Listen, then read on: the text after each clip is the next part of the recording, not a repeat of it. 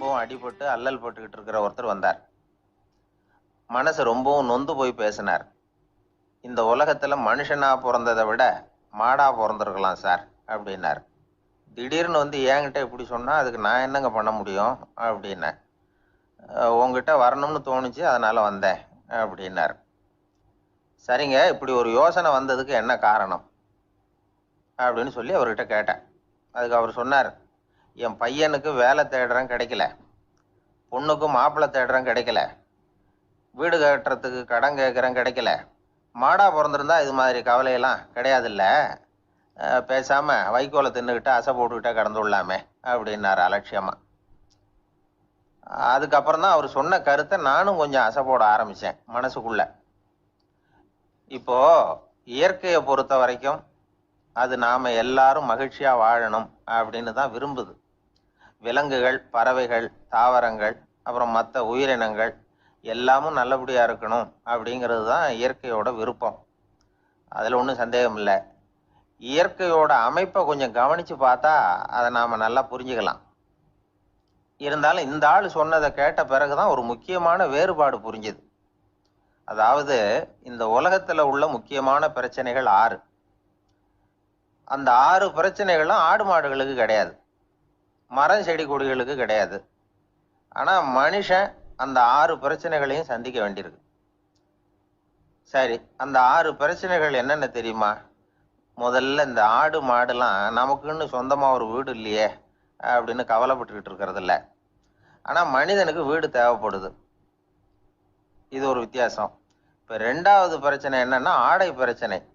ஒரு கோழியோ சேவலோ நாம போட்டுக்கிறதுக்கு ஒரு சட்டை இல்லையே அப்படின்னு கவலைப்படுறது இல்லை. ஆனா மனுஷனுக்கு அந்த கவலை உண்டு. சரி, இப்போ 3வது என்னன்னு பார்த்தா கல்வி பிரச்சனை. ஒரு பசுமாடு கவலையோட நின்றுகிட்டு இருக்கு அப்படின்னு வச்சுக்குவோம். நீங்க அதுகிட்ட போய், ஏன் பசுமாடை கவலையோட நின்றுகிட்டு இருக்கிற அப்படின்னு கேட்குறீங்க. என் கண்ணுக்குட்டிக்கு எல்கேஜியில் இடம் கிடைக்கல, டொனேஷன் கொடுக்கறதுக்கு கையில் பணமும் கிடையாது, சிபாரிசுக்கு யாரை பிடிக்கிறதுன்னு தெரியல, இப்படியா சொல்லிக்கிட்டு இருக்கோம். அதுக்கு அந்த கவலையெல்லாம் கிடையாது. ஆனால் மனிதனுக்கு அந்த கவலை உண்டு. 4வது என்னன்னு பார்த்தீங்கன்னா வேலை வாய்ப்பு பிரச்சனை. வேலை கிடைக்கலையே அப்படின்னு வேப்ப மரம் கவலைப்படுறது இல்லை, ஆனால் மனுஷன் கவலைப்படுறான். 5வது என்னன்னு பார்த்தா கல்யாண பிரச்சனை. எருமை மாடு பசுமாடு எல்லாம் பொண்ணுக்கு மாப்பிள்ளை தேடிட்டாலே இது பேப்பரில் மணமகன் தேவை அப்படின்னு விளம்பரமாக கொடுக்குது, அதெல்லாம் கிடையாது. 6வது என்னன்னு பார்த்தீங்கன்னா பணம் சம்பந்தமான பிரச்சனை. ஆடு மாடுலாம் பணத்தை சேமிக்கணும்னோ ஏதாவது நிதி நிறுவனத்தில் முதலீடு பண்ணணும்னோ நினச்சிக்கிட்டு இருக்கிறது இல்லை. பணத்தை எப்படி காப்பாத்துறது அப்படிங்கிற கவலையும் அதுகளுக்கு கிடையாது. குதிரை வந்து குளம்போட பிறகுது, அதனால அது காடு மேடெல்லாம் கவலை இல்லாம தெரியலாம். ஆடு வந்து உடம்புல ரோமத்தோட பிறகுது, அதனால அது குளிரை பத்தி கவலைப்பட வேண்டிய அவசியம் இல்லை. ஆனா மனுஷனை பார்த்தீங்கன்னா அவன் தான் ஒண்ணுமில்லாம பிறகுறான். ஏன் இந்த பாகுபாடு அப்படின்னு கேட்டா இதை பத்தி கொஞ்சம் சிந்திச்சு பார்க்கணும். அதாவது இந்த சந்தேகத்தை ஒரு பெரியவர்கிட்டையும் கேட்டேன். அவரு சொன்னார் இதுக்கு பதில். அவரு இதே கேள்வியை இயற்கை கிட்ட கேட்டாராம். இயற்கை பதில் சொல்லிச்சான். வேற யாருக்கும் கொடுக்காத ஒரு வலுவான கருவியை, ஒரு பவர்ஃபுல் வெப்பன் மனுஷனுக்கு கொடுத்துருக்கிறேன்னு, அந்த கருவியை உபயோகப்படுத்தி அந்த 6 பிரச்சனையை மட்டும் இல்லை 6 கோடி பிரச்சனைகள் இருந்தாலும் அதையெல்லாம் சமாளிக்கலாம். அது கருவி என்ன தெரியுமா? அதுதான் 6வது அறிவு. அதை உபயோகப்படுத்தினா காலுக்கு செருப்பு தயார் பண்ணிக்கலாம், குளிருக்கு போர்வை தயார் பண்ணிக்கலாம், என்ன வேணும்னாலும் செய்யலாம் அப்படின்னு இயற்கை பதில் சொல்லிச்சான். அதனால நாம செய்ய வேண்டியது என்னன்னா இயற்கையை முதல்ல சரியா புரிஞ்சுக்கணும். இயற்கையின் படைப்பையே நாம வந்து சரியா புரிஞ்சுக்கிறது இல்லையே, அதுதான் வேதனை. இந்த கதையை கேளுங்க. இப்போ நகரத்துல இருந்து ஒரு ஆளு கிராமத்துக்கு வந்தான். அங்க ஒரு சிறுவன் மாடு மேய்ச்சிக்கிட்டு இருந்தான். நகரத்து ஆள் சொன்ன, எவ்வளவு அழகான பசு, அது சரி இதுக்கெல்லாம் ஏன் கொம்பு இல்லைன்னா. இதுக்கு அந்த பையன் பதில் சொன்னான், பசுமாட்டுக்கு கொம்பு இல்லாததுக்கு பல காரணங்கள் உண்டு. கண்ணுக்குட்டியா இருந்தா கொம்பு இருக்காது, பசு வளர்ந்து பெருசானதுக்கு அப்புறம் தான் கொம்பு முளைக்கும், இது ஒரு காரணம். சில சமயம் வளர்ற கொம்பை எடுத்து விடுறது உண்டு, அது ஒரு காரணம். ஆனா இதுக்கு ஏன் கொம்பு இல்லைன்னு கேக்குறீங்க. அதுக்கு என்ன காரணம்னா இது பசு இல்லை குதிரை அப்படின்னானா. அங்க ஒரு புதர் தெரியுது இல்லையா, இந்த புதருக்குள்ள ஒரு சிங்கம் இருக்கு. அந்த பக்கமா நான் போறப்போ வர்றப்போலாம் அது என்கிட்ட ஒம்பு வளர்க்குது, தகராறு செய்யுது, என் மேல பாயுது, என்னை தாக்குது, ஏன்னு தெரியல அப்படின்னுது. இதை கேட்டதும் அந்த குரங்கு சொல்லிச்சு, இனிமே கவலைப்படாத, இந்த தடவை நான் உன்னை காப்பாத்துறேன்னுது. அதுக்கப்புறம் ஒரு நாள் அந்த குரங்கும் கழுதியும் அந்த புதர் பக்கமாக போய்கிட்டு இருந்தாங்க. எதிர்பார்த்தது மாதிரியே நடந்தது. இந்த சிங்கம் எதிரில் வந்தது, கழுதியை பார்த்தது, உடனே அது மேலே பாய ஆரம்பிச்சுட்டுது. அவ்வளவுதான். உடனே இந்த குரங்கு என்ன பண்ணுச்சு தெரியுமா? கிடுகிடுன்னு ஒரு மரத்து மேலே ஏறி உட்காந்துக்கிட்டுது. அங்கே உட்காந்துக்கிட்டு கீழே அந்த கழுதியும் சிங்கமும் போடுற சண்டையை வேடிக்கை பார்க்க ஆரம்பிச்சுட்டுது. கொஞ்ச நேரம் கழித்து அடிபட்ட காயத்தோடு அந்த கழுதை மெதுவாக நடந்து வந்தது.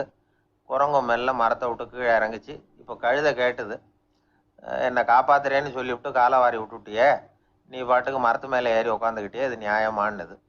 குரங்கு பரிதாபமாக அதை பார்த்துது. நான் மரத்து மேலே இருந்து நீங்கள் 2 பேரும் சண்டை போட்டதை பார்த்துக்கிட்டு தான் இருந்தேன். உன்னோட சத்தம் தான் அதிகமாக இருந்தது, அது நீ சிரிக்கிற மாதிரி எனக்கு கேட்டுது. அதனால் நீ தான் ஜெயிச்சுக்கிட்டு இருக்க போல இருக்கு அப்படின்னு நினச்சிவிட்டேன். இன்னைக்கு பல பேர் இப்படி தான் இருக்கிறாங்களாம். யார் ஜெயிக்கிறாங்க யார் தோக்குறாங்கங்கிறத முகத்தை பார்த்து கூட கண்டுபிடிக்க முடியறதில்ல. பேசுகிற பேச்சை வச்சு கூட கண்டுபிடிக்க முடியறதில்ல. தோற்கிறவங்க கூட சிரிக்கிற மாதிரி முகத்தை வச்சுக்கிறான். இன்றைய மனிதர்கள்கிட்ட ஏகப்பட்ட முரண்பாடுகள். பொய் முகங்களோட உலவுகிறவர்கள் தான் அதிகம். உண்மை முகம் எங்கே இருக்குது அப்படிங்கிறத புரிஞ்சுக்கிட்டு நண்பர்களை தேர்ந்தெடுக்கணும் அப்படிங்கிறது ஒரு முக்கியமான கருத்து. கடவுள் இந்த உலகத்தை படைச்சு விட்டு அதுக்கப்புறமும் கொஞ்ச நாள் இங்கேயே தங்கியிருந்தாராம். அப்போ தான் அவருக்கு ஒரு உண்மை புரிஞ்சுதான், இந்த உலகத்தில் தங்கி இருக்கிறது எவ்வளவு இடைஞ்சல்னு. தினமும் மனிதர்கள் தேடி வந்து ஏதாவது புகார் சொல்லிகிட்டே இருந்தாங்களாம். எனக்கு அது வேணும் இது வேணும்னு கேட்டுக்கிட்டே இருந்தாங்களாம். சில பேர் வந்தாங்க, நாங்கள் வந்து விவசாயம் பண்ணுறோம், தண்ணி இல்லாமல் பயிர் காயுது, எங்களுக்கு மழை வேணும் அப்படின்னாங்க. அவங்க போனதும் அதுக்கப்புறம் சில பேர் வந்தாங்க, நாங்கள் வந்து மண்பானை செய்கிறவங்க, நிறைய பானை செஞ்சு வச்சுருக்குறோம், மழை பெஞ்சால் எல்லாம் கரைஞ்சி வீணாக போயிடும், அதனால் இன்றைக்கி மழை பெய்யக்கூடாதுன்னாங்க. கடவுள் பார்த்தார், அவருக்கு என்ன பண்ணுறதுன்னே தெரியல, ஏகப்பட்ட குழப்பம், தலையை பிச்சுக்கலாம் போல இருந்தது, கிட்டத்தட்ட பைத்தியம் பிடிக்கிற அளவுக்கு ஆயிட்டுது. எல்லாருடைய ஆசைகளையும் அவரால் நிறைவேற்ற முடியல. ஏன்னா ஒன்றுக்கு ஒன்று முரண்பாடாக இருந்தது. ஒரு நாள் தன்னுடைய அமைச்சரவையை கூட்டி ஆலோசனை கேட்டார். என்ன செய்யலாம்னு சொல்லுங்கன்னார். இது என்ன பிரமாதம், பேசாமல் இமயமலை அடிவாரத்தில் போய் உட்காந்துங்க, யாரும் தொந்தரவு பண்ண மாட்டாங்கன்னாங்க. அங்கேயும் மனிதர்கள் வர ஆரம்பிச்சுருவாங்களேன்னார் கடவுள். சரி அப்படின்னா சந்திரனில் போயிருந்துக்கலாமேன்னாங்க. அங்கேயும் மனுஷன் குடி வர போகிறான் அப்படின்னார் கடவுள். வெகு தூரத்துக்கு அப்பால் உள்ள நட்சத்திர மண்டலத்துக்கு போயிடலான்னாங்க. இதெல்லாம் நிரந்தர தீர்வாகாது, நிரந்தரமாக இந்த மனிதனுடைய தொல்லையிலேருந்து நான் விடுபடணும், அதுக்கு ஏதாவது வழி சொல்லுங்கன்னார் கடவுள். ஒரு வயசான ஆள் வந்தார். கடவுளுக்கு காதோட காதாக ஒரு வழியை சொன்னார். கடவுளுக்கு முகம் மலர்ந்தது. அதுதான் சரி, அப்படியே செஞ்சுடலான்னார். அந்த ஆள் சொன்ன ரகசியம் என்ன தெரியுமா? மனிதனால் அடைய முடியாத ஒரு இடம் இருக்குது, அது வேற எங்கேயும் இல்லை, அவனுக்கு உள்ளே இருக்குது, அங்கே போய் மறைஞ்சுங்க, அதுக்கப்புறம் மனிதர்களால் உங்களுக்கு தொந்தரவு இருக்காதுன்னார். மனிதன் நினைக்காத இடம் அதுதான். அதாவது உள்ளுக்குள்ள இருக்கிற உண்மையை புரிஞ்சுக்காம வெளியில எங்கேயோ அது இருக்கிறதாக நினைச்சு வரட்டிட்டு அலையறான் மனுஷன். உள்ளே இருக்கிற உண்மை புரிஞ்சா நாம தன்னம்பிக்கையோட தலை நிமிர்ந்து வாழலாம். வேடிக்கையா ஒரு கதை சொல்லுவாங்க, இதை பாருங்க, நம்ம பையன் எங்க பணம் வச்சாலும் எடுத்து விடுறான், என்ன பண்றதுன்னாங்க அம்மா. அப்பா கொஞ்ச நேரம் யோசனை பண்ணார். அதுக்கப்புறம் சொன்னார், அவன் கண்ணில் படாத இடமா, நம்ம வீட்டில் இருக்கிறது ஒரே இடம் தான், அங்கே பணத்தை வை திருட்டு போகாதுன்னார். அது எந்த இடம்னு கேட்டாங்க. அதுதான் அவன் பாட புஸ்தகம், அதில் வச்சிரு, அவன் தொடவே மாட்டான், பாட புத்தகத்தை தொடாமல் பரீட்சையில் வெற்றி பெற முடியாது அப்படிங்கிறத புரிஞ்சுக்கணும். உள்ளே இருக்கிற உண்மையை தொடாமல் வாழ்க்கையில் வெற்றி பெற முடியாது. அதனால் உண்மையை புரிஞ்சுக்கிட்டா வாழ்க்கையில் வெற்றி நிச்சயம். கத்தியை தீட்டாதே புத்தியை தீட்டு அப்படின்னு ஒரு பெரியவர் புத்தி சொன்னார். அதை கேட்ட ஒரு இளைஞன், அது எப்படி பெரியவரை புத்தியை தீட்டுறது? கத்தியை தீட்டுன்னு சொன்னால் ஒரு கருங்கல்லில் கத்தியை தேய்க்கலாம், புத்தியை தீட்டுன்னு சொன்னால் எப்படி தலையை கொண்டுட்டு போய் தரையில் தேய்ச்சிக்கிட்டு இருக்க முடியுமா அப்படின்னா. அந்த பெரியவர் உடனே புரிஞ்சுக்கிட்டார், இந்த இளைஞனுக்கு புத்தி கூர்மை கம்மி அப்படிங்கிறத புரிஞ்சுக்கிட்டார். அது சரி, அறிவுக்கும் புத்திசாலித்தனத்துக்கும் என்ன வித்தியாசம்? இது ஒரு முக்கியமான கேள்வி. அறிவுன்னா என்ன, புத்திசாலித்தனம்னா என்ன? இதே கேள்வியை சாக்ரட்டிஸ் கிட்ட அவருடைய சீடன் ஒருத்தன் கேட்டானான். ஐயா, அறிவுக்கும் புத்திசாலித்தனத்துக்கும் என்னங்க வித்தியாசம் அப்படின்னு கேட்டிருக்கான். சாக்ரட்டிஸ் நிமிர்ந்து பார்த்துருக்கிறார் அந்த சீடனை. அதுக்கப்புறம் சொன்னாராம், நான் சொல்கிறேன் உன்னுடைய கேள்விக்கு பதில், ஆனால் அதுக்கு முன்னாடி நீ ஒரு காரியம் பண்ணணும்னாராம். என்னங்க செய்யணும் சொல்லுங்கன்னு இருக்கான். அதோ பாரு, ஒரு பெரியவர் உட்காந்துருக்கிறாரு, அவர்கிட்ட போ, இங்கேருந்து பக்கத்தில் இருக்கிற அந்த கிராமத்துக்கு போய் சேர எவ்வளவு நேரம் ஆகும் அப்படின்னு கேட்டுட்டு வா அப்படி சொன்னார் சாக்ரட்டிஸ். சரின்னு சொல்லிவிட்டு இவன் போனான். அந்த பெரியவர் முன்னாடி போய் நின்னான். ஏங்க பெரியவரை, இங்கேருந்து அதோ தெரியுத அந்த கிராமத்துக்கு போய் சேர்றதுக்கு எவ்வளவு நேரம் ஆகும் அப்படின்னு கேட்டான். பெரியவர் நிமிர்ந்து பார்த்தார். ஆனால் பதில் எதுவும் சொல்லலை. இவன் மறுபடியும் ஒரு தடவை அதே கேள்வியை அவர்கிட்ட கேட்டான். என்னங்க, நான் கேட்குறது உங்கள் காதில் விழுதா? அந்த கிராமத்துக்கு போய் சேர்றதுக்கு எவ்வளோ நேரம் ஆகும் அப்படின்னு சொல்லி மறுபடியும் கேட்டான். அப்பவும் அவர் பதில் சொல்லலை. உடனே அவன் மனசுக்குள்ளே முடிவு பண்ணிக்கிட்டான், சரி பெரியவர் ஒரு மாதிரியாக தெரிகிறார், புத்தி சுவாதீனம் சரியில்லாத ஒரு மாதிரி தெரியுது அப்படின்னு நினச்சிக்கிட்டே வந்த வழியிலே திரும்பி வந்துட்டான். கொஞ்சம் தூரம் நடந்திருப்பான். இப்போ அந்த பெரியவர் மறுபடியும் கூப்பிட்டார், இளைஞனே இப்படி வாழ்னார். இவனுக்கு ஒன்றும் புரியல. மறுபடியும் திரும்பி நடந்தான். அவர் முன்னாடி போய் நின்னான். பெரியவர் சொன்னார், தம்பி, இங்கேருந்து அந்த கிராமத்துக்கு போய் சேர்றதுக்கு 5 நிமிஷம் ஆகும் அப்படின்னார். இப்போ அந்த இளைஞன் அந்த முதியவரை ஒரு மாதிரியாக பார்க்க ஆரம்பித்தான். அதுக்கப்புறம் கொஞ்சம் யோசித்தான். பிறகு அவர்கிட்டே கேட்டுட்டான், ஏங்க பெரியவரை, இதே பதிலை அப்போவே என்கிட்ட சொல்லியிருக்கலாமே, என்னை திரும்பி போன்னு சொல்லிவிட்டு பாதி தூரம் போனதுக்கப்புறம் மறுபடியும் கூப்பிட்டு அதுக்கப்புறம் இப்படி சொல்கிறீங்களே, இது நியாயமா அப்படின்னா. பெரியவர் சிரித்தார். அதுக்கப்புறம் சொன்னார், ஏன்பா, நீ எவ்வளவு வேகமாக நடக்கிறேங்கிறத பார்க்காம நீ கிராமத்துக்கு போய் சேர வேண்டிய நேரத்தை எப்படி என்னால் சொல்ல முடியும்? அதனால தான் உன்னை கொஞ்சம் தூரம் நடக்க விட்டு உன்னுடைய நடையின் வேகம், அந்த கிராமம் இருக்கிற தூரம் ரெண்டையும் கணக்கு போட்டு அதுக்கப்புறம் நேரத்தை சொன்னேன்னார். சீடன் வந்து தலை குனிந்தான். அப்படியே திரும்பி வந்து சாக்ரட்டிஸ் முன்னாடி நின்னான். சாக்ரட்டிஸ் இப்போ சொல்கிறார், தம்பி, அதுக்கு பேர் தான் புத்திசாலித்தனம். இந்த அறிவு கூர்மை வந்து எல்லா இளைஞர்களுக்கும் வரணும் அப்படிங்கிறதுக்காகத்தான் கத்தியை தீட்டாத புத்தியை தீட்டு அப்படின்னு பெரியவங்கள்லாம் சொல்லிட்டு இருக்கிறாங்க. புத்தியை தீட்டுறவங்கெல்லாம் வாழ்க்கையில் அறிவாளி ஆறாங்க, தீட்டாதவங்க கோமாளி ஆறாங்க. இதுதான் இன்னைக்கு நடக்கிறது. அதனால அறிவு கூர்மைங்கிறது வேற.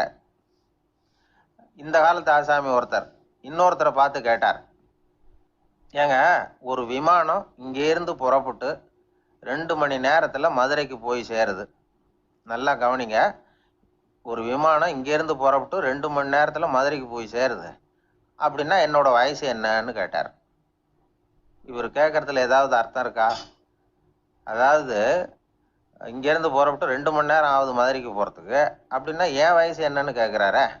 இதை கேட்ட உடனே அவர் பதில் சொன்னார், அப்படின்னா உங்களோட வயசு 20 அப்படின்னார்.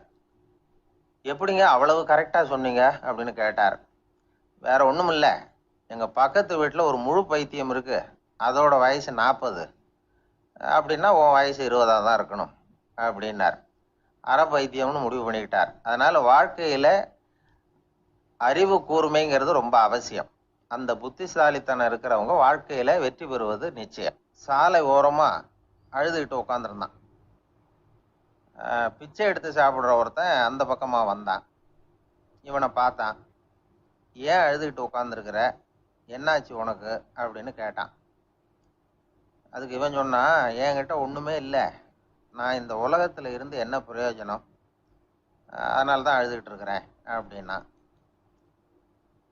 உன்கிட்ட மறைஞ்சிருக்கிற புதையல் என் கண்ணுக்கு நல்லா தெரியுது, அது உனக்கு புரியல, அதனால தான் அழுதுகிட்டு இருக்கிற அப்படின்னா. என்னது, புதையல் இருக்குதா, உன் கண்ணுக்கு தெரியுதா அப்படின்னு கேட்டான். ஆமாம், எனக்கு தெரியுது, அந்த புதையலை நீ விற்கிறதுக்கு தயாராக இருக்கிறியா அப்படின்னு கேட்டான் இவன். இதை கேட்டதும் அந்த இளைஞனுக்கு ரொம்ப ஆச்சரியமாக போச்சு. என்னது இப்படி கேட்குறானே அப்படின்னு. என்கிட்ட ஒரு காசு கூட இல்லையே, அப்படி இருக்கிறப்போ புதையல் எங்கேருந்து வந்தது அப்படின்னா. இந்த நேரத்தில் அந்த பிச்சைக்காரன் சிரிச்சான். இப்படி தான் இந்த உலகத்தில் எல்லாரும் சொல்லிட்டு இருக்கிறாங்க, என்கிட்ட ஒன்றுமே இல்லை ஒன்றுமே இல்லைன்னு சொல்லி, ஆனால் அவங்கக்கிட்ட தான் புதையல் இருக்கு.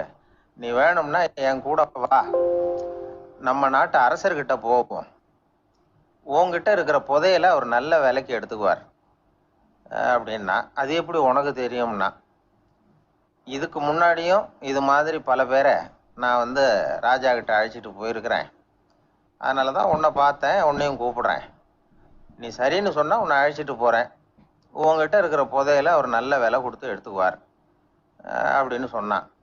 இவன் இப்படி சொல்கிறதும் அந்த இளைஞனுக்கு ஒன்றுமே புரியல. இது என்னது, இந்த ஆள் இப்படி சொல்லிகிட்டு இருக்கிறான், நம்மகிட்ட என்ன இருக்குது, அதுவும் இல்லாமல் இவனே பிச்சை எடுத்து சாப்பிட்டுக்கிட்டு இருக்கிறான், இவன் போய் நம்மளை ராஜா கிட்ட அழைச்சிட்டு போகிறதா போகிறேங்கிறானே என்ன அப்படின்னு சொல்லி அவன் யோசனை பண்ணான். என்ன யோசிக்கிற, உனக்கு பணம் வேணும்னா என்னோட வா அப்படின்னா. இளைஞன் ஒரு முடிவுக்கு வந்தான். சரி, இங்கேயே உட்காந்துக்கிட்டு இருக்கிறத விட அங்கேயாவது போய் பார்ப்போமே, இங்கே அழுதுட்டு உட்காந்துருக்கிறதுல என்ன பிரயோஜனம், ஏதோ கூப்பிடுறான் போய் பார்த்துட்டு வருவோமே அப்படின்னு சொல்லி அவன் கூட புறப்பட்டான். பிச்சைக்காரன் முன்னாடி போயிட்டே இருக்கிறான், இந்த இளைஞன் பின்னாடி நடந்து போயிட்டு இருக்கான். 2 பேரும் அரண்மனையை நோக்கி போறாங்க. பாதி வழி போயிருப்பாங்க. வழியில அந்த பிச்சைக்காரன் சொன்னான், இதை பாரு, முன்னாடியே சில விஷயங்களை நாம பேசிக்க வேண்டியிருக்கு. சரியா தெளிவா முடிவு எடுத்துக்கிட்டு அதுக்கப்புறம் ராஜா கிட்ட போகணும். ஏன்னா அங்க போய் அது முடியாது இது முடியாதுன்னு நாம நமக்குள்ள சண்டை போட்டுக்கிட்டு இருக்க முடியாது. ராஜாவுக்கு விலையை பத்தி கவலையே இல்லை, எவ்வளவு சொன்னாலும் நமக்கு பணம் கிடைச்சிரும். ஆனா அதுக்கப்புறம் நான் இதை விற்கிறதுக்கு தயாரா இல்லைன்னு சொல்லிடக்கூடாது. அதனால புதையலை விற்கிறதா இல்லையாங்கிறத இங்கேயே தெளிவா முடிவு செஞ்சுக்கணும். இல்லைன்னா ராஜா கிட்ட போய் அங்க போய் குழப்பிட்டு இருக்க முடியாது அப்படின்னு சொன்னான். இளைஞனுக்கு ஒண்ணுமே புரியல. என்ன சொல்ற நீ, என்கிட்டயா புதையலா, எங்க இருக்குது அப்படின்னு சொல்லி குழம்பி போனான். இப்போ அந்த பிச்சைக்காரன் சொன்னான், இத பாரு, இப்போ உதாரணத்துக்கு உன்னுடைய கண்களை எடுத்துக்கோ, அதுக்கு நீ என்ன விலை கேட்டுற போற? நான் அதுக்கு ராஜா கிட்ட இருந்து ஒரு 50,000 ரூபா வாங்கி தர முடியும். உன்னுடைய இருதயத்தை கொடுக்குறியா, 20 லட்சம் ரூபா வாங்கி தரேன். மூளையை கொடுக்குறியா, 30 லட்சம் வாங்கி தரேன். என்ன சொல்ற அப்படின்னு சொல்லி இந்த பிச்சைக்காரன் பேசிக்கிட்டே போறான். இளைஞனுக்கு கோபம் வந்துட்டுது. என்ன உளர்ற, உனக்கு என்ன பைத்தியமா? கண்ணையும் மூளையையும் இருதயத்தையுமா விற்பாங்க? என்ன விலை கொடுத்தாலும் அதையெல்லாம் நான் விற்கிறதுக்கு தயாரா இல்லை, நான் விற்க மாட்டேன். அதை கொடுத்துட்டு நான் என்ன பண்றது? இப்படி நான் மட்டும் இல்லை, யாருமே இதை விற்கிறதுக்கு தயாரா இருக்க மாட்டாங்க அப்படின்னு சொன்னான் அந்த இளைஞன். இவன் இப்படி சொன்னதும் அந்த பிச்சைக்காரன் வாய் விட்டு சிரிக்க ஆரம்பிச்சுட்டான். இப்போ பைத்தியமானது நானா நீயா? லட்சக்கணக்கான கோடிக்கணக்கான ரூபாய் பொறுமானம் உள்ள பொருள்களை உங்ககிட்டயே வச்சுக்கிட்டு விற்க முடியாதுன்னு சொல்ற நீ தான் ஏழை. என்கிட்ட ஒண்ணுமே இல்லைன்னு மரத்தடியில் உட்காந்து அழுதுட்டு இருக்கிறியே அப்படின்னு சொன்னான். இன்னைக்கு பாத்தீங்கன்னா பல பேர் தன்கிட்ட புதைஞ்சிருக்கிற ஆற்றலை புரிஞ்சிக்க முடியாம அவதிப்பட்டுக்கிட்டு இருக்கிறாங்க. நம்ம கிட்ட என்ன இருக்குங்கிறது அவங்களுக்கு தெரியறதில்ல. அதனாலதான் என்கிட்ட ஒண்ணுமே இல்லைன்னு சொல்லி அழுதுகிட்டு இருக்கிறாங்க. இதை விளங்க வைக்கிறதுக்கு பெரியவங்க சொல்ற கதை இது. நம்ம கிட்ட இருக்கிற புதையலை நாம தான் தோண்டி எடுக்கணும். உண்மையான புதையலுங்கிறது உள்ளே இருக்கு. ஆனா அதை வெளியில தேடுற ஆசாமிகள் தான் அதிகம். சராசரி மனித இயல்பு அப்படி. நம்ம கிட்ட விலை மதிக்க முடியாத பகுத்தறிவு இருக்கு. அதை வச்சுக்கிட்டு வாழ்க்கையில முன்னேறதுக்கு முயற்சி பண்ணணும். என்கிட்ட ஒண்ணுமே இல்லைன்னு நினைச்சு ஓரமா உட்காந்துடக்கூடாது. முயற்சி செஞ்சா முடியாத காரியம் எதுவுமே இல்லை. ஒரு ரயில்வே ஸ்டேஷன் பக்கம் வெளியில ஒரு டாக்ஸி நின்றுகிட்டு இருந்தது. அந்த பக்கமா வந்த ஒருத்தர் டாக்ஸி டிரைவரை பார்த்து சொன்னார், ஐயா, உங்க வண்டியில பின் சீட்ல ஒரு மணி பர்ஸ் கிடக்கு, யாரோ மறந்து விட்டுட்டு போயிருக்கிறாங்க அப்படின்னாரு. இல்ல இல்ல, அது காலி பர்ஸ் தான், நான் தான் அதை அங்க போட்டு வச்சிருக்கிறேன்னாரு டிரைவர். ஏன்னு கேட்டார் அவரு. இதுக்கு டிரைவர் சொன்னாரு, அதை பார்க்குற யாராவது அதை எடுத்துக்கலாம்ங்கிற ஆசையிலையாவது சவாரிக்கு வருவாங்க, அதுக்காக தான் போட்டு வச்சிருக்கிறேன் அப்படின்னார். ஒரு நண்பர் அவசர அவசரமா என்கிட்ட ஓடி வந்தார். அப்புறம் சொன்னார், என்னால நம்பவே முடியல சார், என் பையனா இப்படி அப்படின்னு சொல்லி ஆச்சரியப்பட்டார். உங்க பையன் அப்படி என்னதான் செஞ்சுட்டான்னு கேட்டேன். என்னால முடியாத ஒரு காரியத்தை அவன் சுலபமா செஞ்சுட்டான் சார் அப்படின்னார். அது என்ன, உங்களால முடியாத காரியத்தை அவன் செஞ்சுட்டாங்கிறீங்க, அது என்ன காரியம்னு தான் சொல்லுங்களேன். என்ன, 5ஆம் வகுப்புல அவன் ஒரே தடவையில பாஸ் ஆயிட்டான் சார், அதாவது ஒரே அட்டம்ப்ட்ல பாஸ் ஆயிருக்கிறான் அப்படின்னார். மூச்சு வாங்க. கஷ்டப்பட்டு பரீட்சை எழுதினவன் அவன், இவருக்கு மூச்சு வாங்குது. நம்மால செய்ய முடியாத ஒரு காரியத்தை இன்னொருத்தர் செய்யும் போது அது நமக்கு ஆச்சரியமா தெரியுது. இப்ப சர்க்கஸ் பாக்குறோம், அங்க ஒருத்தர் அந்த இடத்துல தொங்குறார். அதை பாக்குறப்போ அது நமக்கு ஆச்சரியமா தெரியுது. ஏன்னா அது மாதிரி அந்த இடத்துல தொங்குறதுங்கிறது நம்மால முடியாத காரியம். நம்மால முடியாத ஒண்ண அடுத்த ஒருத்தர் ரொம்ப சுலபமா செய்யறப்போ நாம மருள்வது இயற்கை. இதைத்தான் தொல்காப்பியம் மருட்கை அப்படின்னு சொல்லுது. இந்த வியப்பு இருக்குதே, இது 4 வகையில ஏற்படுதான். அதையும் தொல்காப்பியம் தான் சொல்லுது. அது என்ன 4 வகை அப்படின்னா, முதல் வகை எப்படின்னா புதுமையான அரிய செயல்களை செய்வது. 2வது வகை என்னன்னா பெரிய செயல்களை செய்யறது. 3வது வகை எப்படின்னா மிக நுட்பமான செயல்களை செய்யறது. 4வது வகை ஆக்கம் தரும் செயல்களை செய்யறது. புதுமை, பெருமை, சிறுமை, ஆக்கமோடு மதினம் சாலா மருட்கை 4 அப்படிங்கிறது தொல்காப்பியம். இன்னைக்கு விஞ்ஞானம் புதுசு புதுசா எதையோ கண்டுபிடிச்சிக்கிட்டு இருக்குது. அந்த கண்டுபிடிப்புகளை எல்லாம் பார்க்குறப்போ ஆரம்பத்தில் ஆச்சரியமா இருக்கு, அதுக்கப்புறம் நமக்கு பழகி போடுது. வானொலி பெட்டி புதுசாக வந்தப்போ அதை சுற்றி எவ்வளவு கும்பல், ஒரு பெட்டி பேசுது அப்படிங்கிறது எவ்வளவு வியப்புக்குரிய விஷயம். இப்போ யாரும் வானொலி பெட்டியை ரொம்ப ஆச்சரியத்தோட பார்க்கறது இல்லை. வச்சிருந்தாதான் ஆச்சரியமா பார்ப்பாங்க சில பேர், இந்த காலத்தில் எப்படி வச்சிருக்கிறாரேன்னு சொல்லி. மாறா அதை அலட்சியமாகவும் பார்க்க ஆரம்பிச்சுட்டாங்க. மதினம் சாலா மருட்கை அப்படின்னு ஒரு சொற்றொடர் வருது பாருங்க, அதுல கருத்தாழம் உண்டு. எதை பத்தியும் போதுமான அளவு புரிஞ்சிக்காதப்போ ஒருத்தர் ஆச்சரியப்படுறார், புரிஞ்சுக்கிட்டதுக்கு அப்புறம் ஆச்சரியம் மறைஞ்சு போடுது. மிக நுட்பமான செயல்களும் நம்மளை ஆச்சரியப்பட வைக்குது. ஒரு அரிசியில ஒரு திருக்குறள் எழுதி காட்டுறாங்க, ஒரு முட்டை ஓட்டுக்குள்ள ஓவியம் தீட்டி காட்டுறாங்க. கருங்கல் சிற்பங்கள்ல எவ்வளவு நுட்பமான வேலைப்பாடுகள், அதையெல்லாம் பார்த்து ஆச்சரியப்படுறோம். இது மாதிரியே ஆக்கப்பூர்வமான செயல்களும் நம்மளை வியப்பில் ஆழ்த்தும். குப்பை கூலங்களை கூட வாழ்க்கைக்கு பயன்படுகிற பொருளா மாற்றுகிறவர்கள் இருக்கிறாங்க. அவங்களுடைய செயல் நமக்கு ஆச்சரியத்தை தருது. இடைக்காட்டு சித்தர்னு ஒருத்தர் இருந்தார். அவர் பாடிய மூவடி 30ங்கிற நூல்ல ஒரு பாட்டு வருது. ஆற்றல் பிறர் அறிதலின் ஆகம் கிளர்வு உறுதலின் கற்று அறிபாணர் கெழுமிய கோடலின் தோற்றம் உருகவே போற்றல் சால் வியப்பே. ஒருத்தருடைய ஆற்றல் தெரியாமல் இருந்தது, அவருடைய அரிய செயல்களை பார்க்கும் பொழுது வியப்பா இருந்தது, மனசுக்குள்ள கிளர்ச்சி. பாவலர்கள் இவர்கள் புகழ பாடி மற்றவர்களும் தெரிந்து கொள்ளுமாறு செய்கிறார்கள். ஆக எல்லா வகையிலுமே மக்கள் தங்களுடைய வாழ்க்கையில முன்னேறுவதற்கு வழிகாட்டுகிற ஒரு மெய்ப்பாடு தான் வியப்புங்கிறது. இன்னைக்கு இளைஞர்கள் இதை நல்லா புரிஞ்சுக்கணும். ஆச்சரியப்படுங்கள், ஆச்சரியப்பட வைப்பீர்கள். இந்த காலத்துல நம்ம எப்படி எல்லாமோ ஆச்சரியப்பட வைக்கிற அதிசய மனிதர்கள் இருக்கிறாங்க. ஒரு ஆளை பிடிச்சி ஜெயிலுக்கு கொண்டுகிட்டு வந்தாங்க. சிறை அதிகாரி அவனை ரொம்பவும் ஆச்சரியமா பார்த்தார்.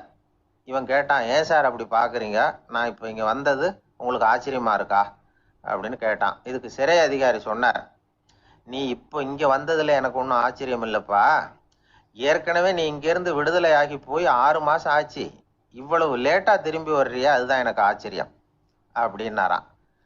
இது ஒரு வகையான ஆச்சரியம். ஆனா வாழ்க்கையில வியப்புங்கிறது ஒரு தேவைப்படுகிற மெய்ப்பாடு. ஆச்சரியப்படுவோம், ஆச்சரியப்பட வைப்போம். அப்படி இந்த உண்மையை புரிந்து கொண்டோம்னா நம்ம வாழ்க்கையில வெற்றி நிச்சயம். ஒரு நண்பர்கிட்ட பேசிக்கிட்டு இருந்தேன். அவருடைய உறவினர் ஒருத்தர் ஒரு நேர்முக தேர்வுக்கு போயிருந்தாராம், இன்டர்வியூக்கு. ரொம்பவும் பொறுப்பாகவும் கவனமாகவும் செயல்பட வேண்டிய பதவிக்கான நேர்காணல் அது. இவர் எழுத்து தேர்வுல ஏராளமான மதிப்பெண்கள் வாங்கிவிட்டார். அதனால அதை பத்தி கவலை இல்லை. இப்ப நேர்முக தேர்வுல தேர்வு பெறணும். ஏராளமான சான்றிதழ்கள் வச்சிருந்தார். நேர்காணல்ல கேட்கப்பட்ட எல்லா கேள்விகளுக்கும் சரியான பதில தான் சொன்னார். இருந்தாலும் பாருங்க, அந்த நேர்முக தேர்வுல அவர் தேர்ந்தெடுக்கப்படலை. என்ன காரணம் அப்படின்னு பின்னாடி விசாரிச்ச போதான் விவரம் தெரிஞ்சுதான். அது என்ன ஆயிருக்குதுன்னா, அந்த நேர்காணலின் போது இவர் நடந்துகிட்ட முறையில சில தவறுகள் நடந்து போச்சான்.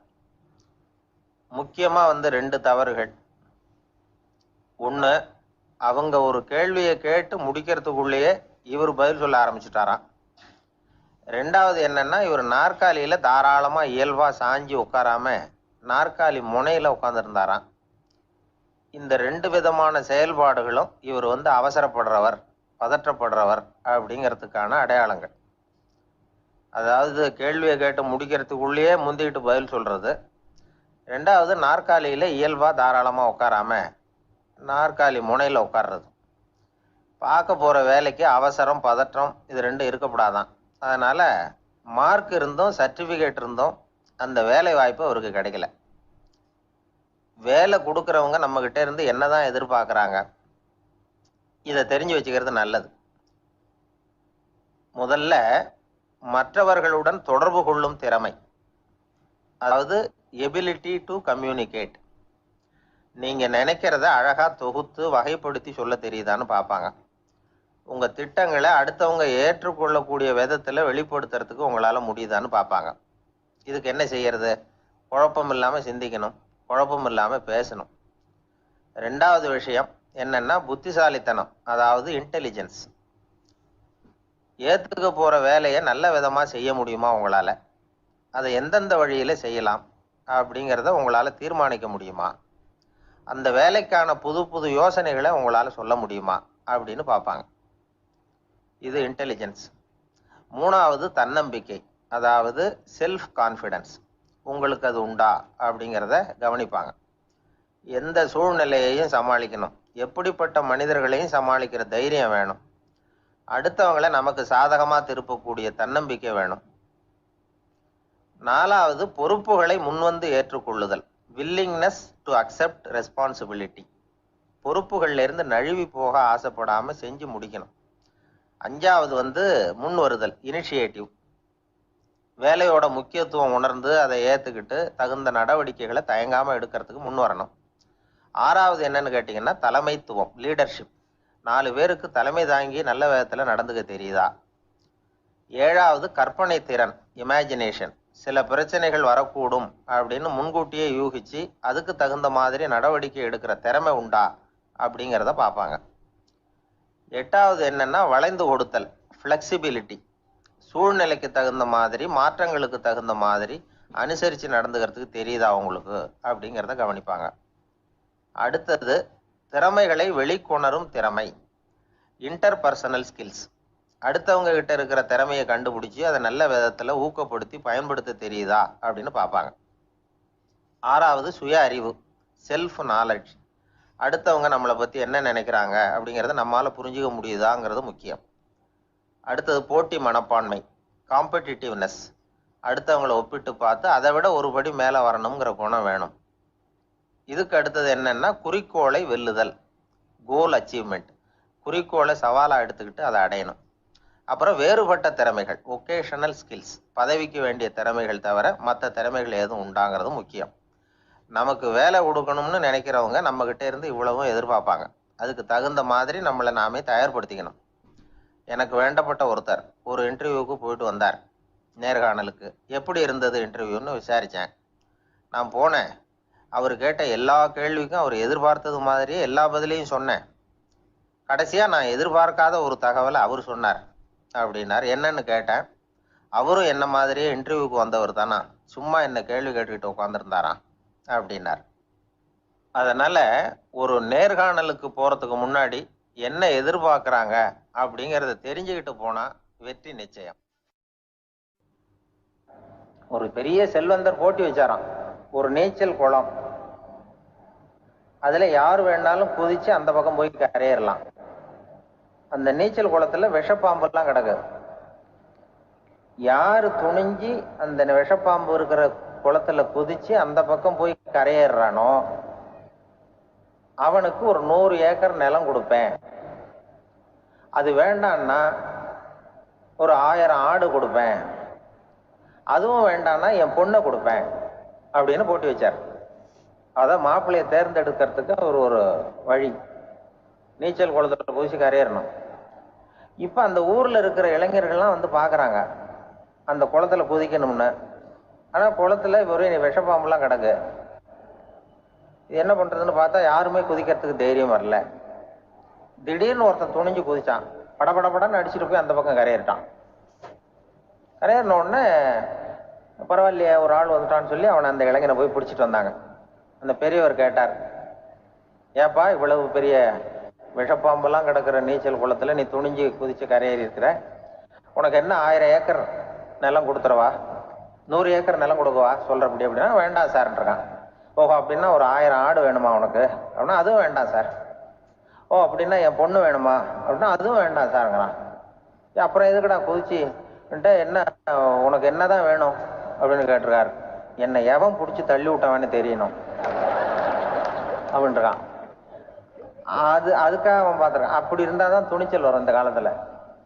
எதுக்கு இவ்வளவு சங்கடம்லாம் வச்சாங்கன்னா ஒரு குடும்பத்துக்கு தலைவராக வர வேண்டிய ஒரு ஆள், கணவனாக இருக்க வேண்டியவனுக்கு துணிச்சல் இருக்கா, தைரியம் இருக்கா அப்படிங்கிறது பார்க்கறதுக்காக இப்படிப்பட்ட தேர்வு முறைகள்லாம் வச்சுருந்தாங்க அந்த காலத்துலலாம். இப்போலாம் கல்யாணம் பண்ணுறது ஆளுக்கு நேரில் பார்க்காமலே கூட கல்யாணம் நடக்குது இன்டர்நெட்டில்.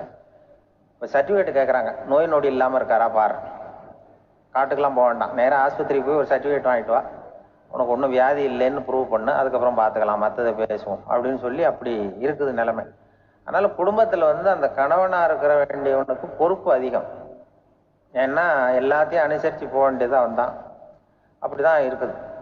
அந்த கணவன் மனைவிக்குள்ள விட்டு கொடுக்கறது அதெல்லாம் பற்றி நிறைய எல்லாரும் ஏற்கனவே நம்ம புலவர்கள்லாம் பாடியிருக்காங்க. எல்லாரும் இப்போ கல்யாணம் ஆகி இந்த காலத்தில் ஒரு ஒரு கணவனை வந்து விரட்டிட்டு வந்தாங்களாம், முறத்தை எடுத்துக்கிட்டு. ஒரு மனைவி அவன் பயந்துட்டு வெளில ஓடி வரான், பின்னாடி முறத்தை எடுத்துட்டு அந்த அம்மா ஓடி வருது.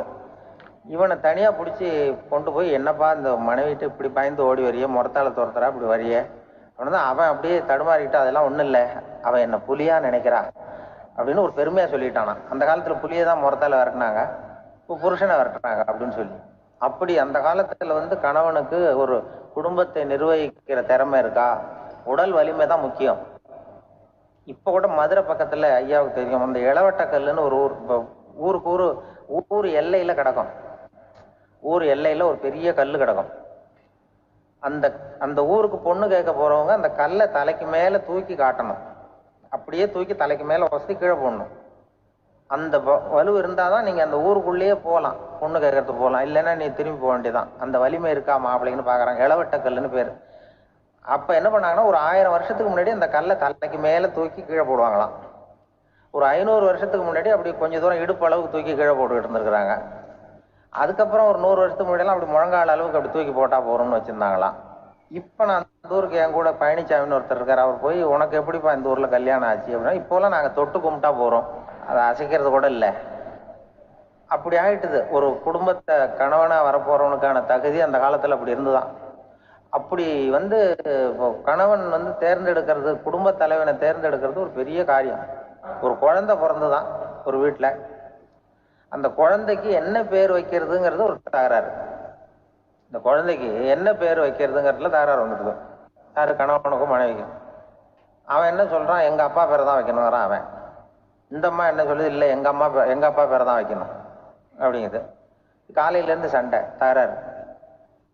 எதிர்த்த வீட்டுக்காரன் பார்த்தான், இது என்ன காலையிலேருந்து எதிர்த்த வீட்டில் தகராறு நடக்குது, என்னன்னு போய் கேட்டிருக்கான். என்னம்மா உங்களுக்கு உள்ள தகராறு, காலையிலேருந்து பார்த்தேன் அப்படின்னா. ஒன்றும் இல்லைம்மா, குழந்தைக்கு பேர் வைக்கிறதுல எங்களுக்கு உள்ள ஒத்து போக முடியல, நான் வந்து எங்கள் அப்பா பேரை வைக்கணுங்கிறேன், அந்த அம்மா அவங்க அப்பா பேரை வைக்கணுங்குது, அதுதான் எங்களால் குடும்பத்தில் ஒரு நிம்மதி இல்லாமல் இருக்கிறோம், தகராறு பண்ணிகிட்டு இருக்கோம் அப்படின்னு நானா. அப்போ எதிர்த்த வீட்டுக்காரன் சொல்லியிருக்கான், எதிர்த்த வீட்டுக்காரன்னு நான் எதுக்கு இருக்கிறேன், நான் பஞ்சாயத்து பண்ணி வைக்கிறேன், உங்களுக்குள்ள என்ன இது பேர் தானே வைக்கணும், ஏன்பா உங்கள் அப்பா பேர் என்ன அப்படின்னு அவனை கேட்டிருக்கான். எங்கள் அப்பா பேர் சீனிவாசன் அப்படின்ட்டுருக்கான். இந்த அம்மாவை, உங்கள் அப்பா பேர் என்னம்மா, கிருஷ்ணன். இவன் யோசிச்சு பார்த்தான், குழந்தைக்கு சீனிவாச கோபாலகிருஷ்ணன் பேர் வைங்க போங்க அப்படின்ட்டு போயிட்டான். ஏத்தோட்டுக்கு தீர்த்து வச்சுட்டு போயிட்டான். போனதுக்கு அப்புறம் இவங்க 2 பேரும் பேசிக்கிட்டாங்க. சரி, இந்த சீனிவாசன் சரி, கிருஷ்ணன் சரி, நடுவில் கோபாலம் யாரு சொல்லி அவனை போய் இழுத்துட்டு வந்தான். எழுத்தோட்டில் போய், அது யாரா, அது இங்க வா, அது யாரா கோபால, அது எங்க அப்பா பேரு, நீ அதை மட்டும் எதுக்கு விட்டு வைக்கிற, அதையும் சேர்த்து வச்சுட்டு போடான்னு. அதாவது குடும்பத்தில் வந்து ஒரு கணவனும் மனைவியும் ஒரு சின்ன விஷயத்துல கூட ஒத்து போகலன்னா இப்படிதான் ஏத்து வீட்டுக்காரன் பஞ்சாயத்துக்கு வருவான், கோபாலன்னு வந்து குறுக்க வருவான் ஒருத்தன். அப்படி அந்த அனுசரிப்புங்கிறது குடும்பத்துல ரொம்ப அவசியம். கணவனும் மனைவி, ஒரு பஸ்ஸில் வந்து ரெண்டு பெண்கள் வந்துக்கிட்டு இருந்தாங்களாம், பஸ்ஸு பிரயாணம். 2 பெண்கள் வந்து பக்கத்தில் உட்காந்துருக்காங்க. அந்த கண்டக்டரை கூப்பிட்ருக்காங்க, இங்கே வாயா அப்படின்னு அந்த ஒரு அம்மா கூப்பிட்ருக்கு. என்னம்மா அப்படின்ட்டு இருக்கார். வந்து இந்த ஜன்னலை திறந்து விட்டு போ அப்படின்னு. சரின்னு பக்கத்தில் இருந்த ஜன்னலை திறந்து விட்டு அவர் போயிட்டார். பக்கத்தில் இருந்தம்மா உடனே இங்கே வாயா, மறுபடியும் வாயான்னு கூப்பிட்ருக்கு. வந்து என்ன, இந்த ஜன்னலை மூடி விட்டு போ அப்படின்ட்டு மூடி விட்டு போனார். மறுபடியும் அந்த முன்னாடி கூப்பிட்டது, வாமா வாயான்னு மறுபடியும் கண்டக்டரை கூப்பிட்டு, என்ன இந்த பார், இந்த ஜன்னலை வந்து நீ மூடி வச்சீங்கன்னா நான் மூச்சு திணறி செத்து போடுவேன். அப்புறம் உடனே பக்கத்தில் இருந்த அம்மா, தபாரியா அந்த அம்மா பேச்சை கேட்டுட்டு நீ திறந்து வச்சீங்கன்னா நான் குளிர் தாங்காமல் செத்து போடுவேன் அப்படின்னு. அவர் தலையை பிச்சுக்கிறார் கண்டக்டர். என்னடா பெரிய ரொம்ப போயிச்சேன்னு, கொஞ்சம் தூரம் பிரயாணம், இதில் கூட அட்ஜஸ்ட் பண்ணி போகக்கூடாதா அப்படின்னு. அப்போ அந்த பஸ்ஸில் பின்னாடி ஒருத்தன் கடைசி சீட்டில் வெயில் தாங்காமல் சட்டையெல்லாம் கட்டி போட்டுட்டு ஒரு கிராமத்து ஆள் வீடியோ பிடிச்சிட்டு வரான். அவர் கூப்பிட்ருக்கான் அந்த ஆள், அந்த கண்டக்டர், இங்கே வாயா, அங்கே என்ன தகராறு அப்படின்னு. அந்த எதிர்த்து வீட்டுக்காரன் வந்தானே முன்னாடி பஞ்சாயத்துக்கு, அது மாதிரி கண்டக்டர், இங்கே வாயா, அவன் ஏன் நீ என்ன சொல்ல போற அப்படின்ட்டு வந்திருக்கான். சட்டையெல்லாம் கட்டி போட்டு பீடி குடிக்கிறோம், பீடி புகையை ஊதி விட்டு அங்கே என்ன தகராறு அப்படின்னு கேட்டிருக்கான். ஒன்றும் இல்லையா, அந்த அம்மா வந்து ஜன்னலை திறந்தா செத்து போவேங்கிறது, இந்த அம்மா ஜன்னலை மூடுனா செத்து போவேங்கிறது, நான் என்னையா பண்ணுறது ஒரு ஆள். இதுக்கு ஏன் கவலைப்படுறேன், நான் சொல்றத கேள்வி, நான் தீர்த்து வைக்கிறேன் பிரச்சனையை அப்படின்னு சொல்லிட்டு பீடியை எடுத்துவிட்டு புகையை ஊதிவிட்டு சொன்னானா, கொஞ்ச நேரம் அந்த ஜன்னலை மூடி வை, அந்த அம்மா செத்து போவோம். அப்புறம் திறந்து வை, இந்த அம்மா செத்து போவோம், நாம நிம்மதியா போகலாம் அப்படின்னு சொல்லிட்டு பீடி குடிக்க ஆரம்பிச்சிட்டான். அவருக்கு கோவம் வந்துட்டுது கண்டக்டருக்கு. நீ உனக்கு என்ன, நீ பாட்டுக்கு சொல்லிட்டு போடுவ, அந்த 2 அம்மாவும் செத்து போச்சுன்னா அவங்க வீட்டுக்காரனுக்கெல்லாம் யாரு பதில் சொல்றது அப்படின்னா, கவலையே படாத, 2 பேருக்கும் நான் தான் வீட்டுக்காரன். அதனாலதான் அந்த யோசனையை சொன்னேன் அவங்ககிட்ட. அப்புறம் இதுதான், அந்த ஒண்ணுக்கு மேல போச்சுன்னா அது இயற்கைக்கு விரோதம், இப்படிலாம் ஆகும். அதனாலதான் அவன் அவ்வளவு ஒண்ணுமே வேண்டான்ட்டு கடைசி பெஞ்சில போய் சீட்ல உட்காந்துக்கிட்டான். அப்படி அது இயற்கையை புரிஞ்சுக்கிட்டு வாழணுங்கிறது முக்கியம். குடும்பத்துல கணவனுடைய பங்கு என்ன, மனைவனுடைய பங்கு, குழந்தை குட்டிகள்லாம் சொல்லுவாங்க. அப்படி இருக்கணும். கணவன்கிறவனுக்கு நிறைய சகிப்புத்தன்மை தேவைப்படுது. மனித நேயம்ங்கிறத பத்தி சொல்லுவாங்க. மனித நேயம் ஏன்னா ஒரு கணவன் கணவனா இருக்கணும், மனைவி மனைவியா இருக்கணும். அது ஒண்ணுக்கு மேல இந்த கல்யாணம் பண்ணிக்கிறாங்கல்ல, அது ரொம்ப அவஸ்தை. ஒருவனுக்கு ஒருத்திங்கிறது நம்ம இதெல்லாம் சொல்றது. ஒன்றுக்கு மேற்பட்ட திருமணங்கள் சங்கடத்துல தான் கொண்டு விட்டும். நிறைய சொல்லுவாங்க. உலகத்திலேயே ஒரு பெரிய இது என்ன தெரியுங்களா, இயற்கை நிர்ணயம் பண்ணுது. இப்போ நம்ம சில பேருக்கு எனக்கு பொம்பளை புள்ள வேண்டாம், ஆம்பளை புள்ள வேண்டாம்னு சொல்லி இந்த ஸ்கேன் பண்ணி என்னென்னவோ பண்ணிட்டு இருக்கிறாங்கல்ல. ஆனா இயற்கை அந்த 50-50 ரேஷியோவை அது மெயின்டைன் பண்ணிட்டு இருக்கு.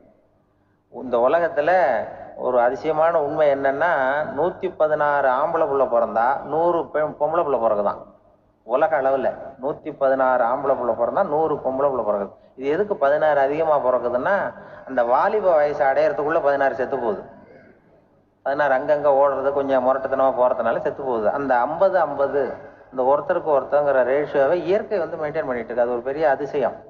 அதை விட பெரிய அதிசயம் என்னன்னா, இந்த உலக யுத்தம் நடந்தது இல்ல, முதல் உலக யுத்தம், 2வது யுத்தம், அப்ப பார்த்துருக்குறாங்க, கணக்கு எடுத்திருக்கிறாங்க. அந்த யுத்தம் முடிஞ்ச பிறகு 116 ஆம்பளை பிள்ளைக்கு பதிலாக 160 170 பிறக்க ஆரம்பிச்சுதான்.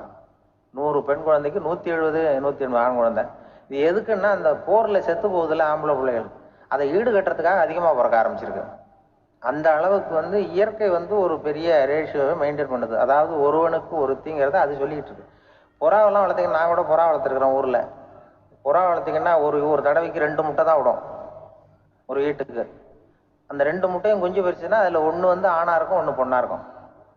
அது எந்த முட்டை ஆண் எந்த முட்டை பெண்ணுங்கிறத இயற்கை நிர்ணயம் பண்ணுது. அதை நம்ம மாற்றவே முடியாது. 2ஐயும் அந்த பெண்ணாவோ 2ஐயும் ஆணாவோ மாற்ற முடியாது நம்ம. அதனால அந்த இயற்கையை புரிஞ்சுக்கிட்டு நாம நடந்துக்கணும். அதனாலதான் ஒரு கணவன் ஒரு மனைவி, அதான் ஒருத்தருக்கு ஒருத்தங்கிறது. ஒண்ணுக்கு மேல சங்கடம் தான். ஒரு மனுஷன் இன்னைக்கு மனிதன் மனிதனாக இல்லை, மனித நேயம் குறைஞ்சு போச்சு, எது குடும்ப உறவுகள்லாம் ரொம்ப மாறி போச்சுன்னு சொல்லலாம். இப்ப நாகரிகத்துல அப்படிதான் இருக்குது. ஒரு இதுல ஒருத்தன் என்ன பண்ணிருக்கான், ஒரு சின்ன பையனை கொண்டு வந்தானா. ஒரு சின்ன பையன் பக்கத்துல இருக்கான். ஒரு பெரியவர் கேட்டிருக்காரு, யாருப்பா அந்த பையன் அப்படின்னு கேட்டிருக்காரு. இவன் சொன்னானா, இந்த பையன் எனக்கு தூரத்து உறவு, எனக்கு தூரத்து உறவுன்னு இருக்கான்.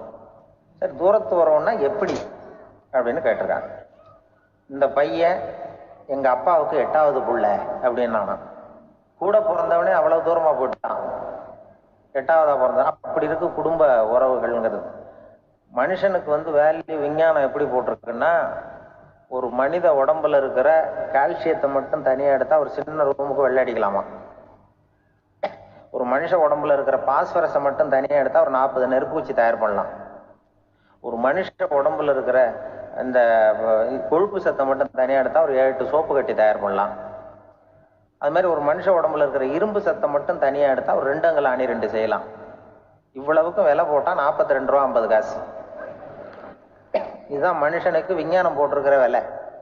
அது எப்போ அது ஒசரும்னா, அவன் மனுஷனா இருக்கிற வரைக்கும் இருக்குறப்ப. அதுவும் செத்து போனா அதுவும் கிடையாது, செத்து போனா அதுவும் குறைஞ்சிரும். மிருகங்களுக்கெல்லாம் அப்படி இல்லை, செத்ததுக்கு அப்புறம் விலை கூடும். அங்கெல்லாம் எல்லா ஊர்லயும் பாத்தீங்கன்னா உயிர் கோழி 50 ரூபா, உரிச்ச கோழி 60 ரூபான்னு போட்டிருக்கோம். செத்ததுக்கு அப்புறம் 10 ரூபா அதிகம். மனுஷன் நீ உயிர் மனுஷன் 42 ரூபா 50 காசு, செத்ததுக்கு அப்புறம் 52 ரூபான்னா நீயே வச்சுக்கிடாது, எனக்கு எது கண்டு போடு. அவன் எப்ப அவனுக்கு வேல்யூ கூடும்னா, மனிதன் மனிதனாக வாழும் பொழுதுதான் வேல்யூ கூடும். குடும்பத்துல அந்த அந்த பாசத்தோட வாழணும்னு கடவுள்கிட்ட கேட்டு சொன்னாங்களே, அதுதான். இந்த சமூகம்ங்கிறதும் ஒரு பெரிய குடும்பம்தான். அதனாலதான் இந்த நாட்டுக்கு உள்ள பெருமையை எல்லாரும் ஒற்றுமையா இருந்தா எதையும் சாதிக்கலாம்ங்கிறது தான் இந்த நாட்டுக்கு உள்ள பெருமை. அப்படி நிரூபிச்சோம். அதனால சமூகம்ங்கிறதும் ஒரு குடும்பம் மாதிரி இருக்கிறது தான் பெருசு. சில இதெல்லாம் இப்போ ஜாதி மத வேறுபாடெல்லாம் நம்முடைய முன்னேற்றத்தை தடுக்கும். விலங்குகள் நம்மளோட மேலானது. அதான் ஒரு ஊர்ல ஒரு சிவன் கோயில் இருந்துதான். சிவன் கோயில்ல அந்த புறாவெல்லாம் வளர்ந்துகிட்டு இருந்திருக்கு. அந்த மாடத்துல, சிவன் கோயில் மாடத்துல புறாவெல்லாம் கூடி இருந்திருக்கு. உடனே அதுக்கு கும்பாபிஷேகம் பண்றதுக்காக ஊர்ல திட்டம் போட்டாங்க.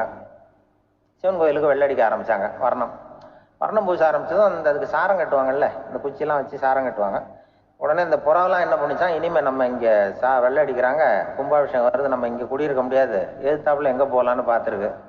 இந்த உயரம் கோபுரத்துல இருந்த புறாவெல்லாம் எதிர்த்தாப்புல ஒரு மாதா கோயில் இருந்திருக்கு, சர்ச்சு.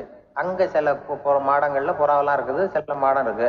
உடனே நம்மெல்லாம் அங்க போடுவோம் கொஞ்சம் காலத்துக்குன்னு எல்லாம் புறப்பட்டு இந்த மாதா கோயிலுக்கு போயிடுது.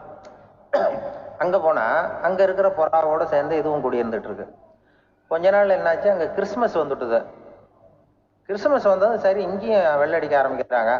நம்ம மறுபடியும் எங்கடா போறதுன்னு பார்த்தா அங்க இருக்கிற புறாவோட சேர்ந்து இதுவும் சேர்ந்து நேரா ஒரு பள்ளிவாசல் இருந்தது. எதுக்கு அங்க இருக்கிற மாடத்துல போய் அங்க குடியேறிட்டுது எல்லாம். அங்க போனா அங்க ரமலான் மாசம் ரம்சானுக்காக அதையும் புதுப்பிக்க ஆரம்பிச்சாங்க.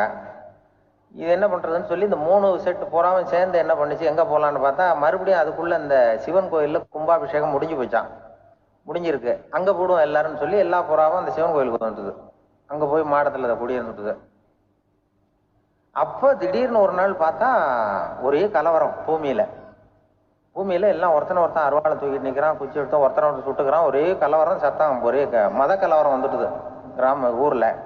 அப்போ புறாவெல்லாம் மாடத்துல இருந்துகிட்டு ஒரு குஞ்சு புறா அவங்க அம்மாட்ட கேட்டுதான், இது என்ன, இந்த மனுஷனுக்கு என்ன ஆச்சு, அவன் கத்தியை தூக்கிட்டு நிக்கிறானே அப்படின்னு கேட்டுதான். ஒரு குஞ்சு புறா அவங்க அம்மாட்ட கேட்டுதான். அம்மா புறா அம்மா அந்த புறா சொல்லிச்சான், மனுஷனுக்கு இப்போ மதம் பிடிச்சிருக்கு, அதான் கத்தியை தூக்கிட்டு நிக்கிறான் அப்படின்னு இருக்கு. இப்ப நமக்கெல்லாம் பிடிக்கலையே அப்படின்னு தான். அப்ப அந்த புறா சொல்லிச்சான், அந்த பாருமா, நாம இந்த சிவன் கோயில்ல இருந்தாலும் நமக்கு புறான்னு தான் பேரு, இந்த மாதா கோயிலுக்கு போனாலும் நமக்கு புறான்னு தான் பேரு, பள்ளிவாசலுக்கு போனாலும் நமக்கு புறான்னு தான் பேரு. இந்த மனுஷன் அப்படி இல்லை.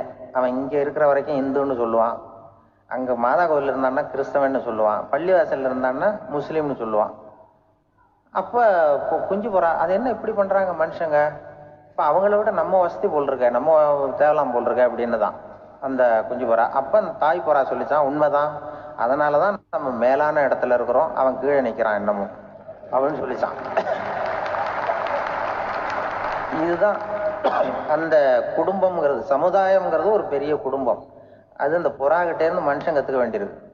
அப்படி இருக்குது இன்னைக்கு மனுஷனுடைய நிலைமை. அதை புரிஞ்சுக்கணும். அப்படித்தான் ஒவ்வொரு இதுலயும் நாம நடந்து கொள்ள வேண்டி இருக்குது. மிருகங்கள்ட்ட இருந்து கத்துக்கிற வாய்ப்பெல்லாம் இருக்குது. அப்படி சொல்லுவாங்க.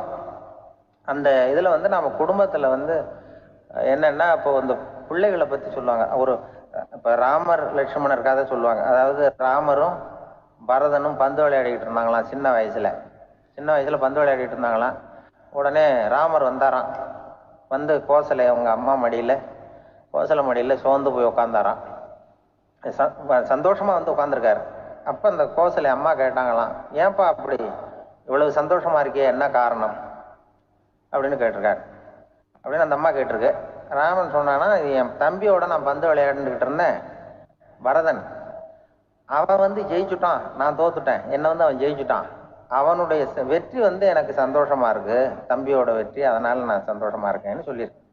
அந்த அம்மாவுக்கு ரொம்ப சந்தோஷம், தம்பி ஜெயிக்கிறாங்கிறத பத்தி அண்ணன் சந்தோஷப்படுறானே அப்படின்னு. கொஞ்ச நேரத்துல பரதன் வந்திருக்கான். அவன் சோர்ந்து போய் கலங்கி போய் அதே அம்மா மடியில் உட்காந்துருக்கான். நீ ஏப்பா, நீ தான் ஜெயிச்சுட்டியாமே, நீ என்னத்துக்கு வருத்தப்பட்டுட்டு வர அப்படின்னு கேட்டிருக்கேன் அந்த அம்மா. அப்ப பரதன் சொன்னானா, நான் ஜெயிக்கணுங்கிறதுக்காக அண்ணன் விட்டு கொடுத்தாரு, தோத்துட்டாரு, அதனால எனக்கு வருத்தமா இருக்கு, உண்மையில அவர் தான் ஜெயிச்சிருக்க வேண்டியது, எனக்காக விட்டு கொடுத்தாரு, அதனால நான் வருத்தப்படுறேன். அப்ப அந்த அம்மா சொல்லிச்சான், இப்படிதான் தம்பியினுடைய வெற்றி அண்ணனை சந்தோஷப்படுத்துது, அண்ணனுடைய தோல்வி தம்பியை வருத்தப்பட வைக்குது, இப்படிதான் இருக்கணும் அண்ணன் தம்பின்னா, அப்படிதான் குடும்பத்திலையும் இருக்கணும்னு சொல்லி அந்த அம்மா சொன்னதா சொல்லுவாங்க ராமாயண கதை. அதே போல இதுல வரும், நபிகள் நாயகத்தினுடைய பேரர்கள், பாத்திமாவனுடைய பிள்ளைகள் 2 பேர், ஹசன் ஹுசைன் 2 பேர் நபிகள் நாயகத்தினுடைய பேரன்மார்கள். அன்னை பாத்திமாவனுடைய குழந்தைகள். ஹசனும் ஹுசைனும் பேசிக்கிறதே இல்லையா கொஞ்ச நாள். இந்த அம்மாவுக்கு அதை பார்க்குறாங்க, ஏதோ அண்ணன் தம்பிக்குள்ளே ஏதோ தகராறு போல் இருக்கு, ஏன் பேசிக்க மாட்டேங்கிறாங்க அப்படின்னு சொல்லி அந்த பிள்ளைகளை கூப்பிட்டு வச்சு அந்த அம்மா புத்தி சொல்லிச்சான். இந்த பாருப்பா, நீ அண்ணன் தம்பிக்குள்ள இது மாதிரி இருக்கக்கூடாது. உங்க பாட்டனார் ஒரு புத்திமதி சொல்லியிருக்காரு, உனக்கு தெரியுமா? ஒரு முஸ்லிம் இன்னொரு முஸ்லிமோடு 3 நாட்களுக்கு மேல் பேசாமல் இருந்தால் அது அவனை கொலை செய்வதற்கு ஒப்பாகும் அப்படின்னு நபிகள் நாயகம் சொல்லியிருக்காரு, தெரியுமா உனக்குன்னு அந்த அம்மா சொல்லிச்சான். அப்ப அந்த தம்பிக்காரர் சொன்னாராம், ஹுசைன் சொல்லியிருக்காரு, அதுவும் எனக்கு தெரியும். அதே தாத்தா பாட்டனார் என்ன சொல்லியிருக்காருன்னா, அந்த 2 பேர்ல யாரு முதல்ல சலாம் சொல்றாங்களோ, யாரு முதல்ல முன்னாடி பேசுறாங்களோ அவங்களுக்கு சொர்க்கம் கிடைக்கும், இறைவனுடைய ஆசி கிடைக்கும்னு சொல்லியிருக்கிறார். அந்த ஆசி அண்ணனுக்கு கிடைக்கட்டுமேங்கிறதுக்காக நான் பேசாம இருக்கிறேன் அப்படின்னா. அந்த ராமனும் பரதனும் எப்படி இருந்தாங்களோ அப்படிதான் ஹசனும் ஹுசைனும் இருந்திருக்கிறார்கள். அந்த பாசம் தான் குடும்பத்துல வேணும். குடும்பத்துல அண்ணன் தம்பி எப்படி நடந்துக்கணும், அம்மா பிள்ளை எப்படி நடக்கணும் அப்படிங்கிறது தான். ஏன்னா தாய் அம்மாவுக்கு எப்போதுமே பிள்ளைங்கள் அம்மா பக்கம் தான் இருக்கும். அம்மா பிள்ளைங்க தான் அதிகம். இதுல ஒரு பெரிய நீதிபதி இருந்தார் சென்னையில், உண்மையா நடந்தது. சென்னையில ரொம்ப காலத்துக்கு முன்னாடி காந்தி இருந்த காலத்துல சென்னையில ஒரு நீதிபதி, அவர் ஒரு நாள் கோர்ட்லாம் விட்டு ரொம்ப கஷ்டப்பட்டு ராத்திரி சும்மா போய் உடனே வீட்டுக்கு வரல. கோர்ட்டினுடைய நடவடிக்கை முடிஞ்சு வீட்டுக்கு வராம போய் எங்கெங்கேயோ போய் சுத்தி விட்டு அந்த நண்பர்களோட அப்படி உல்லாசமா அப்படி கொண்டாடி விட்டு நடுராத்திரிக்கு வந்திருக்கிறாரு வீட்டுக்கு 1 மணிக்கு. அப்ப அந்த வயசான அம்மா வாசல்லையே காத்துக்கிட்டு இருக்கு. உள்ள போச்சு நீதிபதி, இன்னும் வந்து சேரலேன்னு வாசல்லையே நின்றுட்டு இருந்துதான். அப்ப அது வந்த உடனே பலார்னு அரைஞ்சு விட்டாங்களாம் அந்த அம்மா. ஏன்டா அவ்வளவு தூரம் எங்க போனேன், என்னதான் நீதிபதியா இருந்தாலும் அவங்களுக்கு உள்ளதானே, பலார்னு அரைஞ்சு விட்டாங்க. உடனே அவர் கலங்கி போய் அழுதாராம். மறுநாள் கேட்டிருக்காங்க அந்த பக்கத்துல இருந்தவங்க, ஏன் நீ பெரிய நீதிபதி, பெரிய பதவியில இருக்க, அதனால உன்னை உங்க அம்மா அடிச்சுட்டாங்கன்னு அழுதியா அப்படின்னு கேட்டாங்களாம். அப்ப அவர் சொன்னாராம் நீதிபதி, இல்ல நான் இது மாதிரி எங்க அம்மா கிட்ட அடிக்கடி அடி வாங்குவேன். எப்போதும் அவங்க அடிக்கிற அடி பலமா விழும். இப்ப அவங்க அடிச்சது எனக்கு வலிக்கவே இல்லை. அந்த அளவுக்கு அவங்களுக்கு வயசாயிட்டுதே, பலம் குறைஞ்சுட்டுதேன்னு நினைச்சு அழுதேன் அப்படின்னு இருக்காராம். அதுதான் புள்ள அம்மா பேர்ல உள்ள பாசம்ங்கிறது. இதே போல நான் சொன்னது மாதிரி முன்னாடி ஒரு இறைநேச செல்வர் ஒருத்தர் இருந்தார். ஒரு அம்மா எனக்கு அப்பா தண்ணி கொடுப்பா அப்படின்ட்டு படுக்கையில் இருந்த அம்மா. இவர் ஏதோ படிச்சுக்கிட்டு இருந்தவர், ஒரு சின்ன இளைஞர் உடனே ஓடி போய் ஒரு குவளையில தண்ணி எடுத்துட்டு போய் அம்மாவுக்கு முன்னாடி நிற்கிறார்.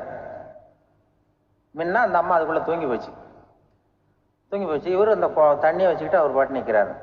விடிஞ்சு போச்சு. விடிகிற சமயத்துல அந்த அம்மா முடிச்சு பார்க்குது, பையன் தண்ணியோட கையில வச்சுட்டு நிற்கிறார். ஏம்மா என்னப்பா நீ ராத்திரி பூரா தண்ணியோட நின்றுட்டு இருக்கிறியா எனக்கா அப்படின்னு. அப்பா அவர் சொன்னாராம், ஆமாம்மா ராத்திரி தண்ணி தாகமா இருக்குன்னு கேட்டீங்க, உடனே தண்ணி கொண்டு வந்துட்டேன். ஓடி வந்து பார்க்கும்பொழுது நீங்க தூங்கிக்கிட்டு இருந்தீங்க. தூங்கிட்டு இருக்கும் பொழுது உங்களை எழுப்ப வேண்டாம், தூக்கத்தை கெடுக்க வேண்டாம்னு நான் நினைச்சேன், அதனால எழுப்பல. தூக்கம் முழிக்கிற சமயத்துல உடனே தாகமா இருக்கும், தண்ணி குடிக்கணும்னு ஆசைப்படுவீங்க, அதனால தண்ணியை பக்கத்திலேயே வச்சுட்டு நிக்கிறேன் அப்படின்னு அந்த இளைஞர் சொன்னாராம். அப்படியே கட்டி பிடிச்சிட்டு நீ பிற்காலத்துல பெரிய அறிஞரா வருவேன்னு சொல்லி அந்த அம்மா வரணும்னு சொல்லி இறைவனை வேண்டாங்களாம். அவர் தான் இஸ்லாமிய மார்க்கத்துல, தீன் மார்க்கத்துல பெரிய ஆளானது. அதாவது ஷர்புதீன் யாஹ்யான்னு ஒருத்தர், ஒரு பெரிய இஸ்லாமிய பேரறிஞரா வந்தார். இப்படி அம்மா பேர்ல பாசமா உள்ளவங்க எல்லாம் இருந்தாங்க நிறைய. அப்படி அந்த குடும்பத்துல அந்த பாசம் நேசம் எவ்வளவு இருக்கோ அவ்வளவுக்கு அவர்கள் உயர்வார்கள்ங்கிறது தான் நம்முடைய பெரிய இதெல்லாம் பெரியவங்க எல்லாம் சொல்லியிருக்கிறது அதுதான். அதனாலதான் அந்த கணவனுடைய பங்கு என்ன, மனைவியினுடைய பங்கு என்ன, பிள்ளைகளுடைய பங்கு என்னங்கிறத பத்தி ரொம்ப விவரமா சொல்றதுக்காக தான் அதை பத்தி நாம சிந்திக்க வேண்டிய நேரம் இதுங்கிறதுனாலதான். கணவனுக்கு இது வந்துடக்கூடாது, அதாவது கோபம் வரக்கூடாது, நிதானம் வேணும் அப்படின்னு எல்லாம் சொல்லுவாங்க. நிதானம், கணவன் கோபப்படக்கூடாதுமா. அதுக்கு நாங்க மனுஷனுக்கு சினம் தவிர்த்தல்னு பயிற்சி எல்லாம் கொடுக்குறாங்க. இப்போ மனுஷன் கோபப்படாம இருக்கணும், போகணும் வரணும், அதுக்கு சொல்லுவோம் நாங்க. சும்மா கதை ரூபமா சொல்றது. அங்க வேதாத்திரி மகரிஷின்னு இருக்காரு, அவரு இதுல சினம் தவிர்த்தல்னு பயிற்சியை கொடுப்பாங்க. குடும்ப தலைவர்கள் பெரியவங்க எல்லாம் அந்த பயிற்சியை எடுத்துக்கணும். என்ன கூப்பிட்டாங்க ஒரு தரம், சினம் தவிர்த்தல்னு ஒரு பயிற்சி கொடுக்குறோம், அதுல நீ பேசுன்னாங்க. நான் சொன்னேன், நான் பயிற்சிக்கு வேணா வரேன், என்ன பேச வேண்டாம் சார், நான் பயிற்சி கத்துக்கிறேன்னு. இல்ல நீ அதெல்லாம் பயிற்சி நாங்க கொடுக்குறோம், நீ உனக்கு என்ன தெரியுமோ சொல்லு, மனுஷன் கோவப்படாம இருக்கணும், அதுக்கு ஏதாவது வழி சொல்லிட்டு போ அப்படின்னு கூப்பிட்டாங்க. சரின்ட்டு போனேன். அங்கே போய் நான் சொன்னேன், இது மாதிரி எனக்கு தெரிஞ்சது ஒரு கதை மாதிரி சொன்னேன்.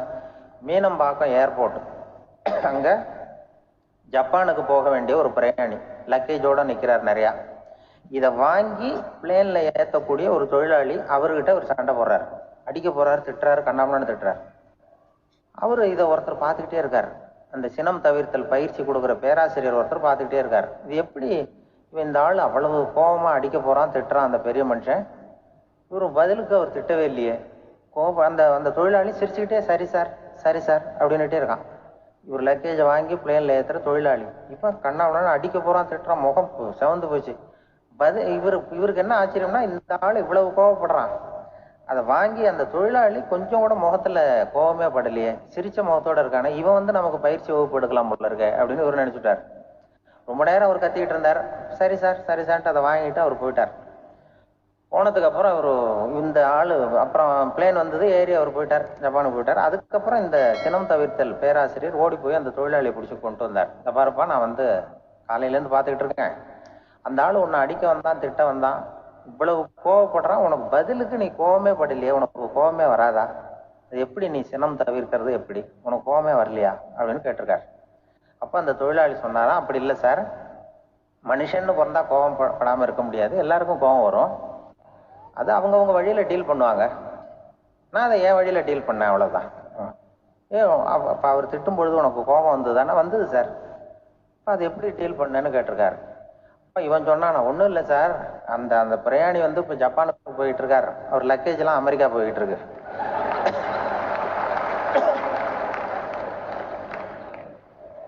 இதுக்கு நாம எதுக்கு சார் அனாவசியமா அவன்கிட்ட போய் சண்டை போட்டுக்கிட்டேன், மாத்தி ஏற்றி விட்டா அவன் போய் பார்த்துக்கிறான் எங்கேயாவது.